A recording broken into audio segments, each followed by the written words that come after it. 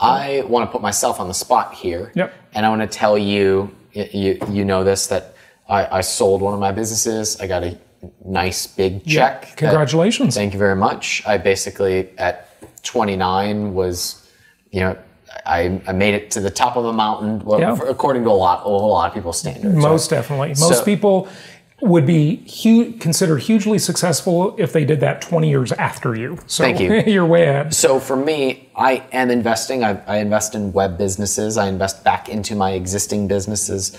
I've invested into a couple of real estate-backed funds. When the timing is right, I invest in dividend-paying stock. Would you recommend that I change anything about that strategy? And are there other asset classes that you would encourage me to consider? Because I'm not the only person in our community who has come into a large windfall as a result of business success. Oh, I've met some of your students and they've done incredible things. I mean, giant exits. Yeah. We were talking about a couple of them this morning. I mean, it's just phenomenal what they've done. When I went to your capitalism event, I mean, I just couldn't believe the stories I heard from some of those people. So it's awesome. So when it comes to investing, I teach something I call the 10 commandments of successful investing. And number 3 has definitely been the commandment that has struck a chord with the most people, because almost everybody that has disobeyed this advice, including myself, and I still disobey it once in a while and usually regret it. Not always, but usually. And it is commandment number 3, thou shalt maintain control. So when investing, it's not just about asset classes, as you mentioned, but it's about the vehicle you're using to be in that asset class.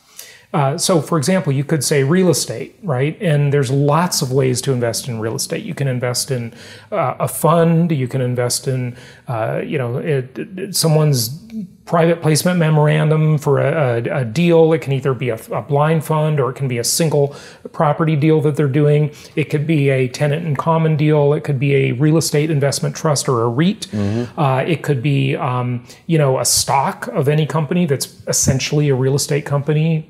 They're not always called that, but a lot of times that's what really they are. McDonald's would be a great example of that. Largest real estate owner in the world, apparently. You can do it a lot of ways, but I like being a direct investor where I own and control the property directly. Because when you're a direct investor, you don't leave yourself susceptible to 3 major problems. Number 1, you might be investing with a crook. Okay, and there's no shortage of crooks in every industry in every part of the world, right? That can simply rip you off. But number 2, assuming they're honest, you might be investing with an idiot. Okay, and just because they're so stupid, you'll lose your money, right?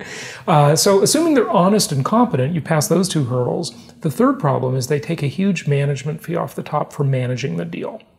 And so when you're a direct investor, you eliminate most of those problems. You do create a new problem, though. The new problem is more work. You've got to be more engaged. You've got to be more involved as a direct investor.